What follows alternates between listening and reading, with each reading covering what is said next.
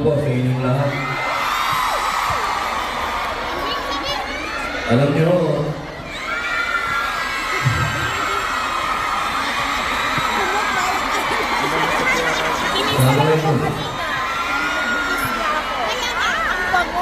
ako ay umaapaw ang kaligayahan sa puso ko. Ito na. Mga mahal kong kababayan, tayo po kayo tumayo. Ating pong salubungin ang pinakamagaling na Pangulo ng Pilipinas, Rodrigo Roa Duterte!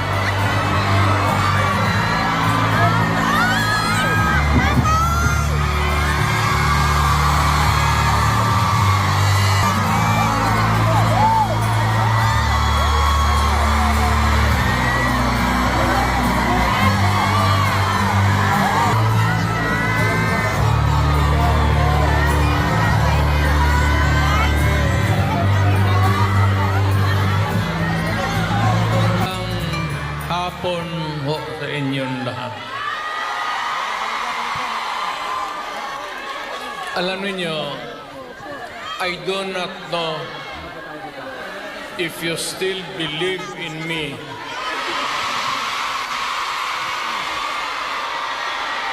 Pero nakatingin ako sa inyo. Ano ko?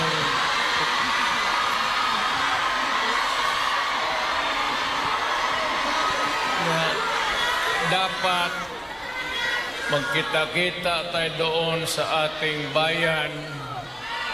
Kaya lang sa sitwasyon natin ngayon, kailangan talaga pumunta tayo sa ibang bayan maghanap buhay. Pero sa akin, the fact that malayo kayo sa pamilya ninyo,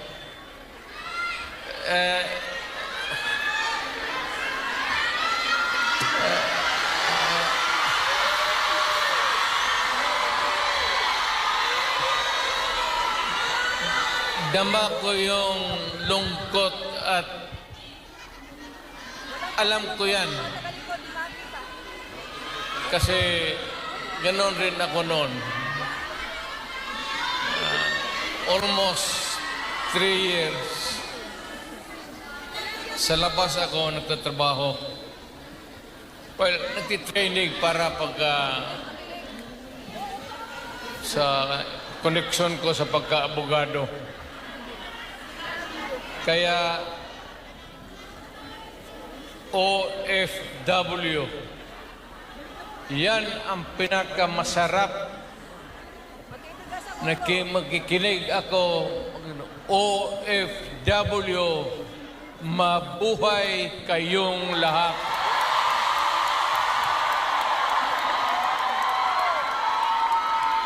At ang mundo dapat magpasalamat na merong mga Pilipino na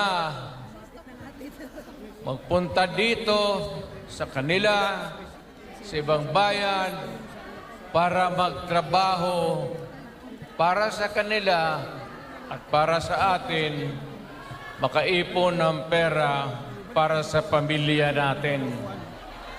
Kasi, well, you know, it could take about 7 to 10 years bago mawala itong sitwasyon natin na ganito. But in the meantime, that we are not really ready economically to provide opportunities na trabaho para sa lahat, then I said, napipilitan tayo dito maghanap ng trabaho para sa ating mga pamilya. Kaya ako ngayon dito, this is not the first time that I have kaharap ko kayo. Tanggapin na lang natin kung ano ang nasa palad natin at magdasal tayo na yung pagod ninyo ngayon dito ang makinabang ang mga pamilya ninyo at ang mga anak ninyo. Mabuhay kayong OFW.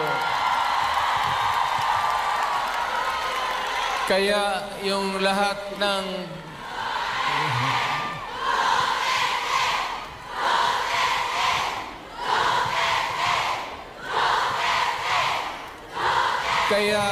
kayong lahat ng mga dalaga pa, Ay! Matay tayo dyan.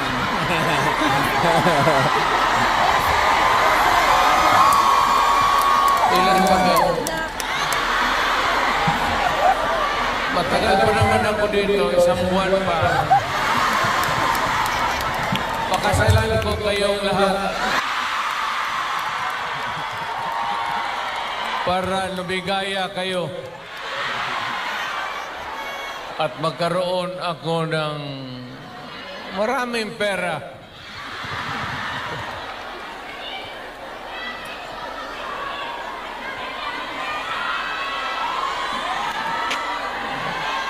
You know, hindi lang ito sa sabihin ninyo. Hindi ako nagbubula, ha? Yung mga taga rito na tumanda na nung nakilala yung pamilya ko. Yung matanda na, yung may karanasan sa Davao noon, alam ninyo yan na ang sitwasyon namin pareho sa inyo. Matagal kaming walang ama kasi abogado siya. Maano pa naman ang Pilipinas noon, ang hanap buhay nasa siyudad talaga. Ang abogado walang silbi dyan pag sa barangay. So, ganun na-experience namin ako, na ang tatay ko, iniwan kami sa lolo pati lola ko, at ang tatay ko nagtrabaho sa labas. Ganon, sa labas ng probinsya. So, damang-dama ko talaga yung buhay ninyo. Huwag na yung kalungkutan. Huwag na yung, kasi that's reality. Ginusto mo natin sa hindi, kailangan talaga maghanap buhay. So, huwag na masyado yung mga sentimental na ano. Basta dito, punta tayo dito, nagtrabaho. At nandito kami, pinsan, napasyal ako, kasama ko ang anak ko. Saan ba si...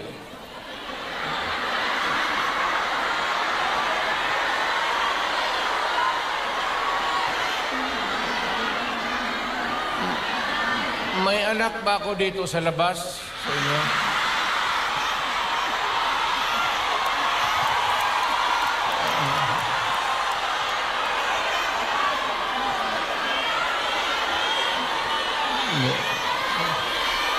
Sobra naman yung 5.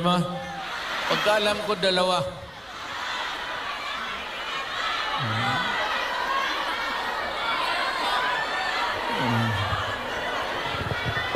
Saan ba pamilya ko?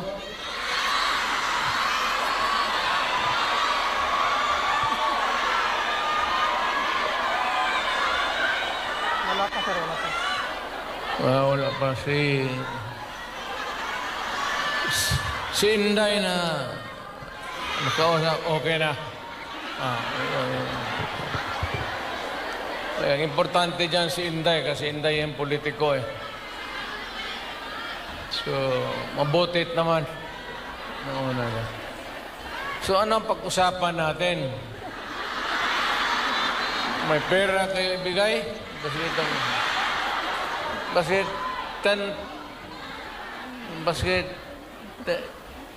10 Hong Kong dollars lang. Marang makina kitain dito.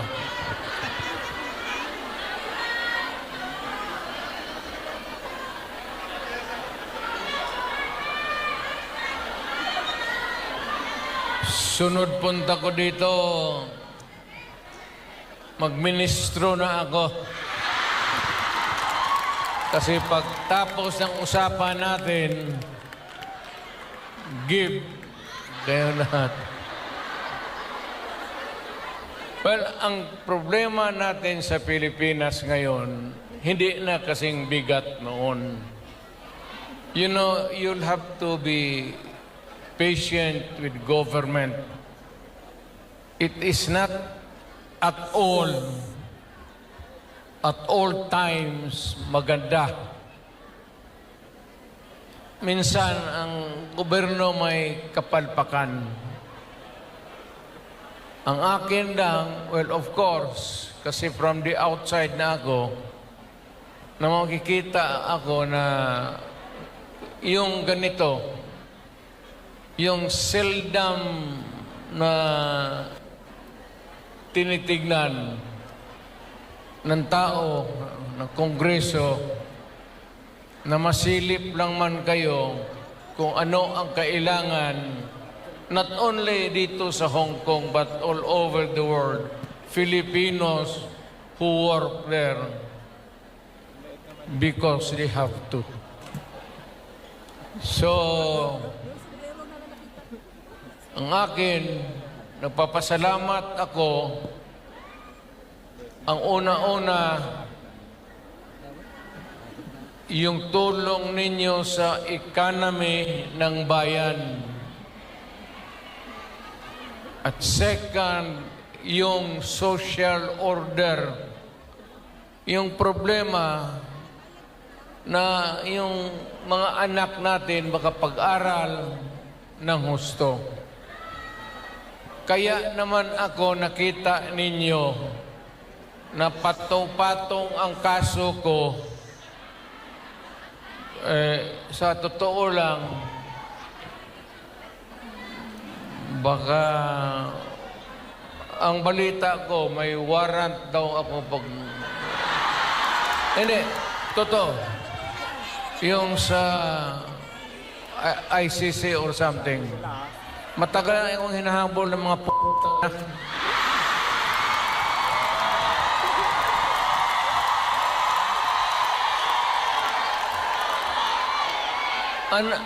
Ano man ang kasalanan ko, na ginawa ko man ang lahat sa panahon ko para may konting katahimikan at mapayapa ang buhay ng Pilipino. Ang problema nito, ayaw ko kung ang tingin ng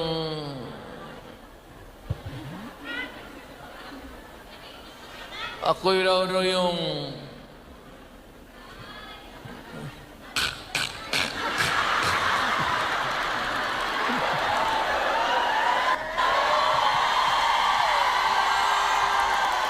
o ganito na lang.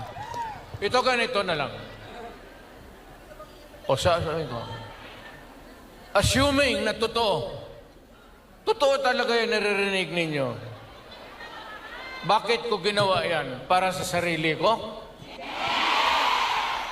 Para sa pamilya ko? Para sa inyo at ang inyong mga anak ating bayan. Kaya ako man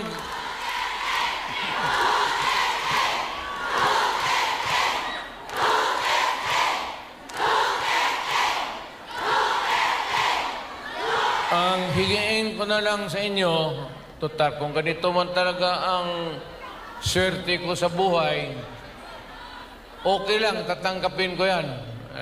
Wala tayong magawa eh. Hulihin tayo kung ikulong tayo. Kaya lang, in the meantime, mag-contribute kayo, baski $5, $10, para paglabas ko sa presuhan, pagawaan ninyo akong monumento katabi ni Rizal. Si Rizal may hawak na libro eh.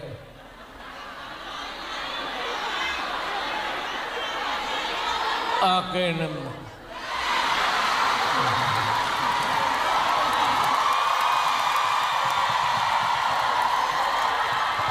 kaya bakit? Tumahimik ba ang bayan natin kung Pilipinos hold up dito, hold up. Wala nang ginawa ini. Tayo mga ayaw ng gulo, napipilitan tayo to confront evil because nandyan sa harap natin. Sino ba naman gustong pumatay?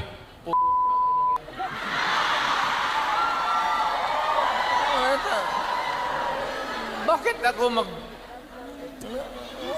why would I waste my time? Binila, pumapatayan si Duterte, lumalabas ng gabi, ganon. Anso, sino ba naman gusto maging security guard? Na ang kinuha ko, law. So, but, siguro sa trabaho, saka alam mo sa gabi, diyan rin lumalabas yung mga masasamang tao. At diyan rin lumalabas yung nakakatakot na magandang babae sa buong bayan.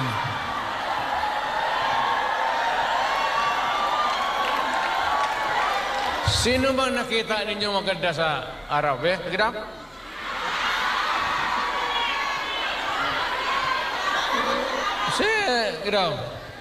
Sa araw. Yung nagtatrabaho, patay ng basket, na mamalingge. Pero pagkagabi, makita mo, lumalabas, mga anghel, gising na. Ang mga demonyong putang inatulog na.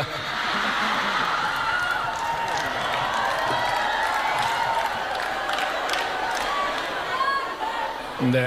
Ano na tayo? Seriously now. No, our country is not yet that well off.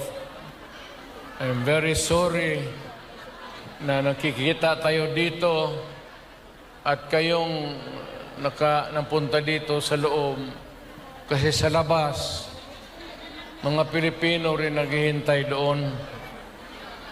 So, sino may-ari itong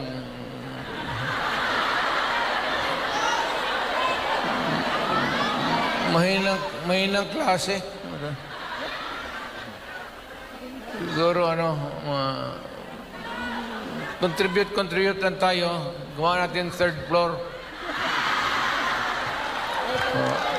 for exclusive use.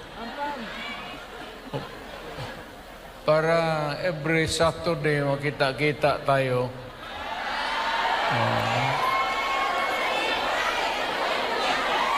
Naman. Maraming mag-uwi dyan, buntis na. Yung mga dalaga.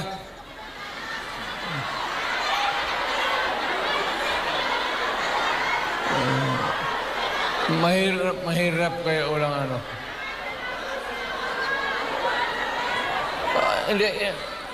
Hindi ako mag-survive ng buhay na walang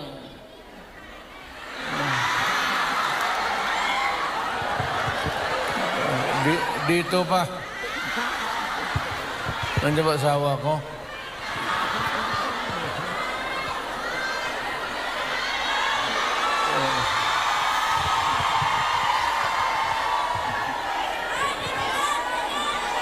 Well, you know, ganito yan.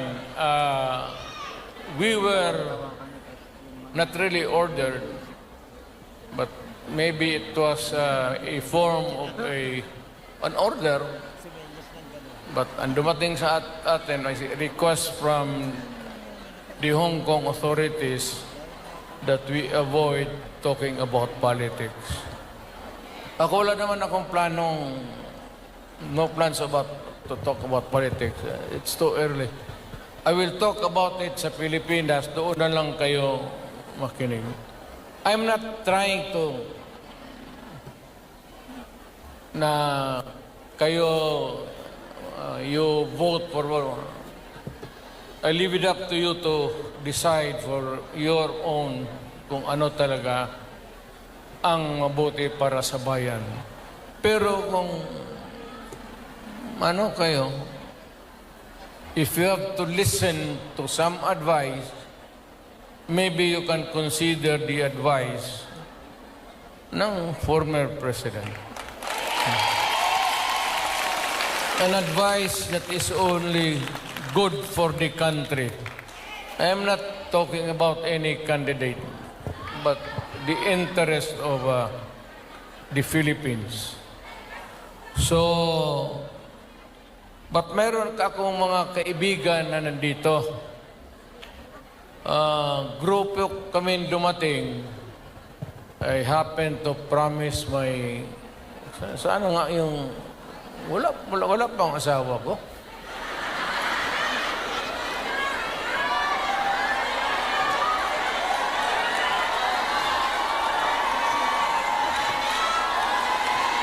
Wala ka?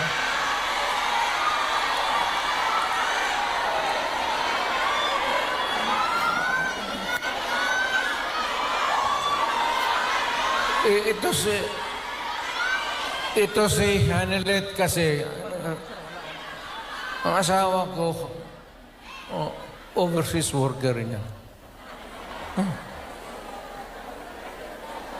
Yung asawa ko ngayon, yung una kong asawa, wag na yun. Nanay ni Inda yun, medyo problema tayo. Alam mo yung nanay ba ni Inday? Tisayan. Tapos nakita ko yan sa aeroplano, stewardess eh. So, pag ano ko, hinanap ko kung saan yung bahay. Doon sa Monteverde, doon sa Davao, pasok ako sa mga bahay-bahay doon, nakita ko ang gaga. Nagalaba. Sabi ko, wala maganda ito ah. Tapos sa hagdanan ako sa kabilang, sabi ko, Miss, labandera ka?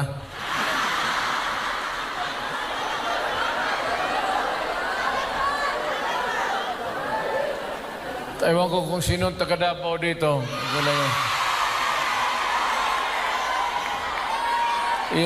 Yung hagdanan nila may nung nahalata ng nanay si Puring, mother-in-law ko, inilipat yung aso doon sa hagdanan. Tang ina, hindi ako makaakyat. Kaya hiningi mo eh. Ano na yan yung anong tawag yan? Pukpok sa Bisaya.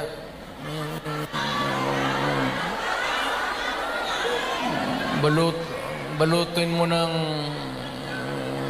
karne, tapon mo doon.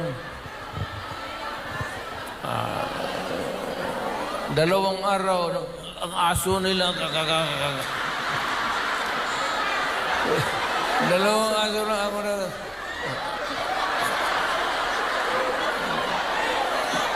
Tangina mo.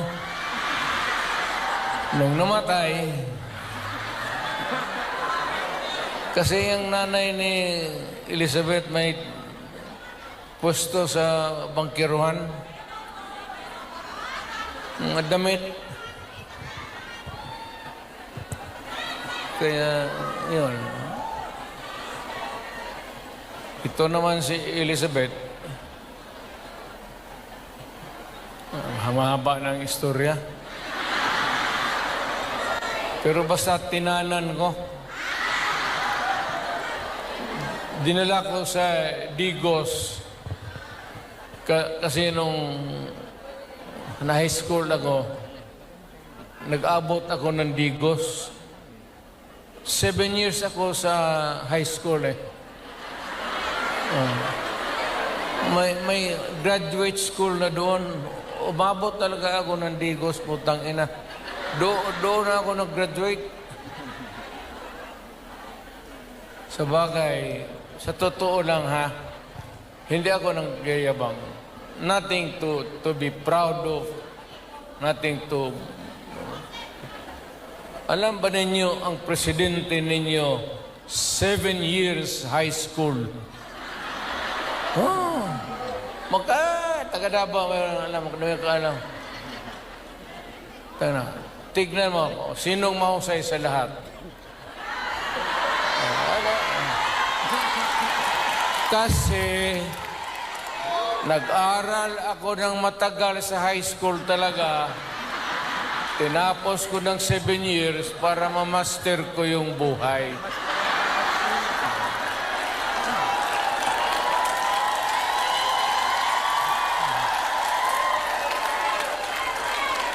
Ngayon, noon nagpunta ako dito, punta kami ng pamilya, wala man kaming kilala. Ngayon, magpasok ako sa harap ninyo, mayabang na. Mga kababayan, ano bang sunod ang gagawin natin? Ano ba itong Pilipinas? Maligaya kayo o hindi? Maligaya pala ka. Sa bahay, hindi na. Yung Inday na. Yun ang maldita. Di ba sinabi ko sa inyo, sino yung mga matatanda dito, nanay? Di ba sinabi ko sa inyo, maliit pa yan si Inday? Sinabi ko na sa inyo, maldita yan, bantay kayo. So, nakita nila nagbugbog ng pulis. Hindi lang yun. Hindi, yung nakita lang ninyo sa TV, maraming binugbog yan, mga driver namin, pati... talaga yung si Inday. Pero kung yun ang masunod sa inyo, magsunod sa akin pagka...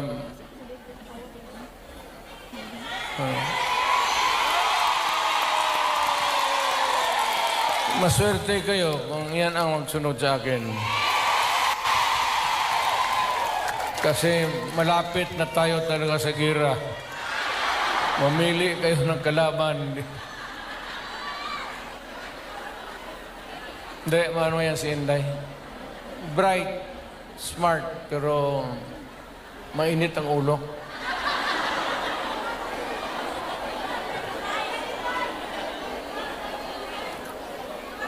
Hindi na ako magtagal kasi ang pinunta namin dito, magpakilala naman. Sabihin ko lang yung mga pangalan, tandaan lang ninyo.